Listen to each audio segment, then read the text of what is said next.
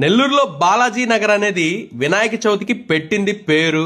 ఈసారి అయితే వినాయక చవితి సెటప్ మామూలుగా లేదు, ఒకదానికి మించింది మరొకటి అనేలా, అది కూడా ఎదురెదురుగా, గట్టిగా చెప్పాలంటే 100 మీటర్ల డిస్టెన్స్ లో పెద్ద గరుడ విగ్రహంతో ఆహ్వానం పలుకుతూ, ఆ తర్వాత నెమలి వాహనంతో ఆకట్టుకుంటూ, వెంటనే అక్వేరియం స్టైల్లో ఒక కొత్త లోకంలోకి వెళ్ళగానే చూడ ముచ్చటగా వినాయకుడు సతీ సమేతంగా దర్శనమిస్తాడు. అక్కడి నుంచి బయటికి రాగానే దాదాపు 40 సంవత్సరాల నుండి ఎక్కడైతే వినాయకుడికి విగ్రహం పెడుతున్నారో అక్కడ ప్రవేశ మార్గంలోనే శివయ్య దర్శనంతో లోపలికి వెళ్ళంగానే ఛత్రపతి శివాజీతో పాటు ఆ బొజ్జ గణపయ్య దర్శనం.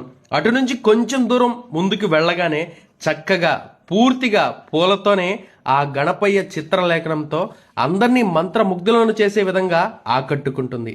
అక్కడి నుంచి కొంచెం ముందుకు వెళ్ళంగానే అద్భుతమైన సెట్స్తో అయోధ్య రామయ్యను, పూరి జగన్నాథ్ ఆలయాన్ని తలపించేంత గొప్పగా ఆ గణనాథుడు దర్శనమిస్తాడు.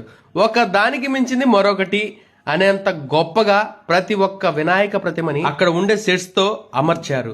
సో ఫస్ట్ అయితే ఈ రీల్ ని సేవ్ చేసుకుని వెంటనే వెళ్ళి అక్కడ ఉన్నటువంటి గణనాథుల్ని అందరూ దర్శనం చేసుకోండి. మరిన్ని అప్డేట్స్ కోసం అయితే వెంటనే మన డివోషనల్ దినేష్ ఛానల్ ని, అలాగే నెల్లూరు ఆల్రౌండర్ ఛానల్ ని ఫాలో చేయండి.